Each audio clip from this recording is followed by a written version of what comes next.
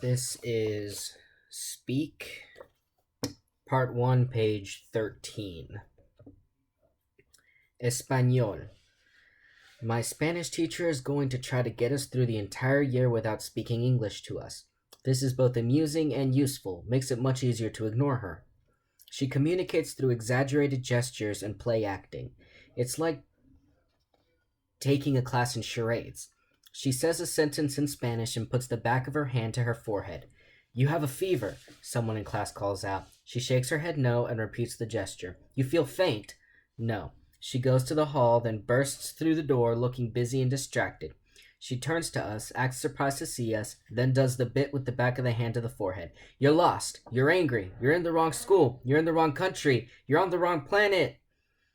She tries one more time and smacks herself so hard on the forehead she staggers a bit. Her forehead is as pink as her lipstick.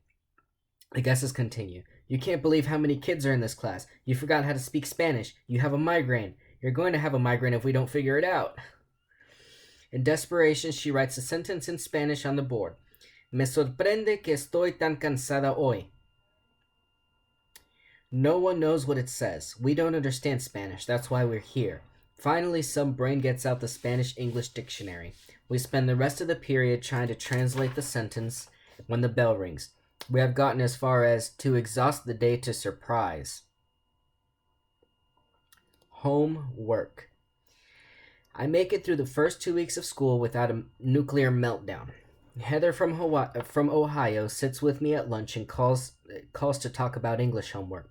She can talk for hours. All I have to do is prop the phone against my ear and occasionally while I surf the cable. Rachel and every other person I've known for 9 years continue to ignore me. I'm getting bumped a lot in the halls. A few times my books were accidentally ripped from my arms and pitched to the floor. I try not to dwell on it. It has to go away eventually. At first, Mom was pretty good about preparing dinners in the morning and sticking them in the fridge, but I knew it would end. I come home to a note that says Pizza 5554892. Small tip this time. Clipped to the note is a $20 bill. My family has a good system. We communicate with notes on the kitchen counter. I write when I need school supplies or a ride to the mall. They write what time they'll be home from work and if I should thaw anything. What else is there to say? Mom is having staff problems again. My mother manages efforts, a clothing store downtown. Her boss offered her the branch at the mall, but she didn't want it. I think she likes watching the reaction when she says she works in the city. Aren't you afraid? People asked. I would never work there in a million years. Mom loves doing the things that other people are afraid of. She could have been a snake handler. But the downtown location makes it hard to find people to work for her. Daily shoplifters, bums peeing on the front door, and the occasional armed robbery discourage job seekers. Go figure. We are now 2 weeks into September and she's already thinking Christmas. She has plastic snowflakes and red felt wearing Santas on the brain. If she can't find enough employees for September, she'll be in deep doo-doo when the holiday season hits. I order my dinner at 3:10 and eat it on the white couch. I don't know which parent was having seizures when they bought that couch. The trick to eating on it is to turn the messy side of the cushions up. The couch has two personalities, Melinda inhaling pepperoni and mushroom, and no one ever eats in the family room, no ma'am. I chow and watch TV until I hear Dad's Jeep in the driveway. Flip, flip, flip. Cushions reverse to show their pretty white cheeks, then bolt upstairs. By the time Dad unlocks the door, everything looks the way he wants to see it, and I have vanished. My room belongs to an alien. It is a postcard of who I was in the 5th grade. I went through a demented phase when I thought that roses should cover everything and pink was a great color. It was all Rachel's fault. She begged her mom to let her do her room over, so we all ended up with new rooms. Nicole refused to put the stupid little skirt around her nightstand, and Ivy had gone way over the top as usual. Jessica did hers in a desert and cow dudes theme. My room was stuck in the middle, a bit stolen from everyone else. The only things that were really mine were my stuffed rabbit collection from when I was a little kid and my canopy bed. No matter how much Nicole teased me, I wouldn't take the canopy down. I'm thinking about changing the rose wallpaper, but then Mom would get involved and Dad would measure the walls and they would argue about paint color. I don't know what I want it to look like anyway. Homework is not an option. My bed is sending out serious nap rays. I can't help myself. The fluffy pillows and warm comforter are more powerful than I am. I have no choice but to snuggle under the covers. I hear Dad turn on the television. Clink, clink, clink. He drops ice cubes in a heavy-bottomed glass and pours in some booze. He opens the microwave for the pizza, I guess, slams it closed, then beeps the timer. I turn on my radio so he'll know I'm home. I won't take a real nap. I have this halfway place, a rest stop on the road to sleep where I can stay for hours. I don't even need to close my eyes, just stay safe under the covers and breathe. Dad turns up the volume on the TV. The news team anchor dude bellows, 5 dead in house fire. Young girl attacked. Teen suspected in gas station holdup. I nibble on a scab on my lower lip. Dad hops from channel to channel watching the same stories play over and over. I watch myself in the mirror across the room. Ugh. My hair is completely hidden under the comforter. I look for the shapes in my face. Could I put a face in my tree like a dryad from Greek mythology? 2 muddy circle eyes under black dash eyebrows. Piggy nose nostrils and a chewed up horror of a mouth. Definitely not a dryad face. I can't stop biting my lips. It looks like my mouth belongs to someone else, someone I don't even know. I get out of bed and take down the mirror. I put it in the back of my closet facing the wall. Our fearless leader. I'm hiding in the bathroom waiting for the coast to clear. I peek out the door. Principal spots another errant student in the hall. Principal. Where's your late pass, mister? Errant student. I'm on my way to get one now. PP. But you can't be in the hall without a pass. ES. I know, I'm so upset. That's why I need to hurry, so I can get a pass. Principal pauses with a look on his face like Daffy Duck's when Bugs is pulling a fast one. PP. Well, hurry up then and get that pass. Errant student races down the hall, waving and smiling. Principal walks the other way, replaying the conversation in his mind, trying to figure out what went wrong. I ponder this and laugh. Phys Ed. Gym should be illegal. It is humiliating. My gym teacher is closest to the door, which means I have to change my clothes in a bathroom stall. Heather from Ohio has the locker next to mine. She wears her gym clothes under her regular clothes. After gym, she changes out of her shorts, but always leaves an undershirt on. It makes me worry about the girls in Ohio. Do they all have to wear undershirts? The only other girl I know in gym is Nicole.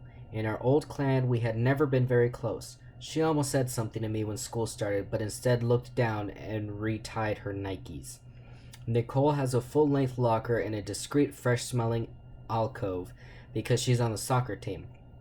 She doesn't mind changing her clothes in public. She even changes bras, wearing one sports bra to regular class and another to gym class. Never blushes or turns around to hide herself, just changes her clothes. Must be her jock thing. If you're that strong, you don't care if people make comments about your boobs or rear end. It's late September and we're starting our field hockey unit. Field hockey is a mud sport, played only on wet, cloudy days when it feels like snow. Who dreamt up this one? Nicole is unstoppable at field hockey. She motors downfield so fast she creates a wake of flowing mud that washes over anyone who gets in her way. She does something with her wrist and the ball is in the goal. She smiles and jogs back to the center circle. Nicole can do anything that involves a ball and a whistle. Basketball, softball, lacrosse, football, soccer, rugby. Anything. And she makes it look easy. Boys watch her to learn how to play better. It doesn't hurt that she's cute.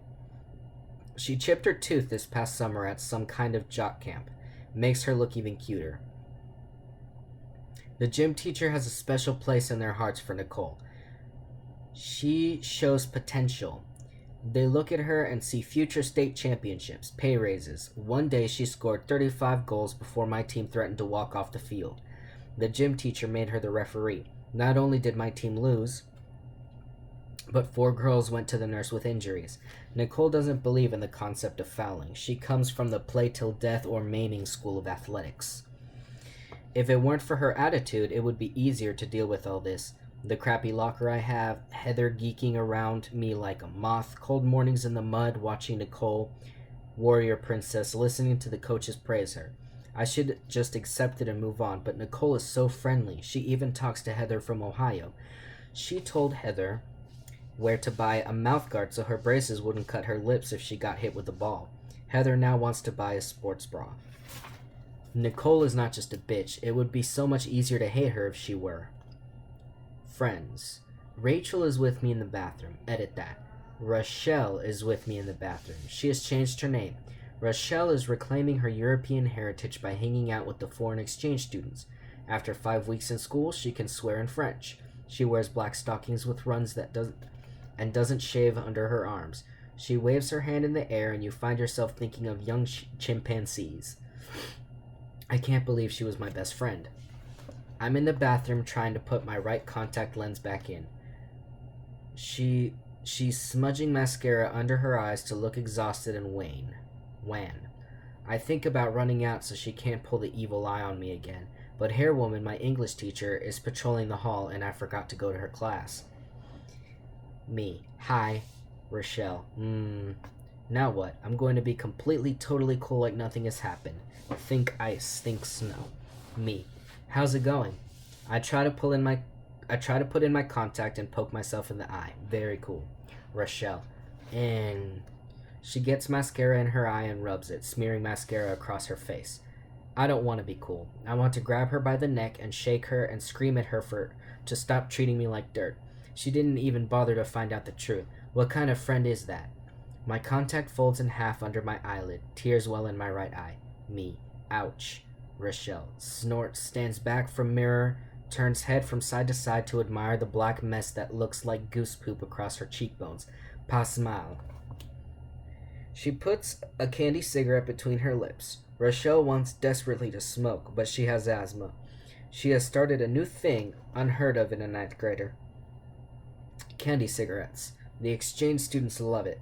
Next thing you know, she'll be drinking black coffee and reading books without pictures. An exchange student flushes and comes out of the stall. This one looks like a supermodel with a name like Greta or Ingrid. In America, the only country with dumpy teenagers? She says something foreign and Rochelle laughs. Right, like she understood. Me. Blank. Rochelle blows a candy cigarette smoke ring at my face. Blows me off. I have been dropped like a hot Pop-Tart on a cold kitchen floor. Rochelle and Greta Ingrid glide out of the bathroom. Neither one of them has toilet paper stuck to her boobs. Where's the justice? I need a new friend. I need a friend, period. Not a true friend, nothing close to share clothes or sleep over, giggle, giggle, yak, yak. Just a pseudo-friend, disposable friend. Friend and accessory. Just so I don't feel and look so stupid. My journal entry for the day. Exchange students are ruining our country. Heathering. As we rode home on Heather's bus, she tries to bully me into joining a club. She has a plan. She wants us to join 5 clubs, one for every day of the week. The tricky part is choosing the clubs that have the right people. Latin club is out of the question, as is bowling. Heather actually likes bowling. It was a big thing at her old school. But she has seen our bowling lanes, and she could tell that no right person would set foot in there. When we get to Heather's house, her mother meets us at the door. She wants to hear all about our day. How long I've lived in town, and asks little sideways questions about my parents so she can figure out if I'm the kind of friend she wants for her daughter. I don't mind. I think it's nice that she cares. We can't go in Heather's room because the decorators aren't finished. Armed with a bowl of orange popcorn and diet sodas, we retreat to the basement. The decorators finished that first. You can hardly tell it's a basement. It's covered in carpeting nicer than we have in our living room. The monster TV glows in a corner, and there's a pool table and exercise equipment. It doesn't even look like a basement. Heather hops on the treadmill and resumes scheming. She isn't finished with her survey of Merriweather's social scene, but she thinks the International Club and the Select Chorus will be a good place to start. Maybe we can try out for the musical. I turn on the television and eat her popcorn. Heather, what should we do? What do we want to join? Maybe we should tutor at the elementary school. She increases the speed of the treadmill. What about your friends from last year? Don't you know Nicole? But she does all those sports, doesn't she? I could never do sports. I fall down too easy. What do you want to do? Me. Nothing. The clubs are stupid. Want some popcorn? She edges up the treadmill speed and breaks into a sprint. The treadmill is so loud I can hardly hear the television. Heather wags her finger at me. Hanging back is a common mistake most ninth graders make, she says. I shouldn't be intimidated. I have to get involved, become a part of the school. That's what all the popular people do. She turns down the treadmill and wipes her brow with a thick towel that hangs off the side of the machine. After a few minutes of cooling down, she hops off. 100 calories, she crows. Want to try? I shudder and hold out the popcorn bowl to her. She reaches right past me and takes a pen topped with a Merryweather purple ball of fluff on the coffee table. We must make plans, she says solemnly. She draws 4 boxes, one for each marking period, then writes goals in each box. We won't get anywhere without knowing our goals. Everyone always says that, and it is so true. She opens her soda. What are your goals, Mel? I used to be like Heather. Have I changed that much in 2 months? She is happy, driven, aerobically fit. She has a nice mom and an awesome television, but she's like a dog that keeps jumping into your lap. She always walks with me down the halls, chattering a million miles per minute. My goal is to go home and take a nap.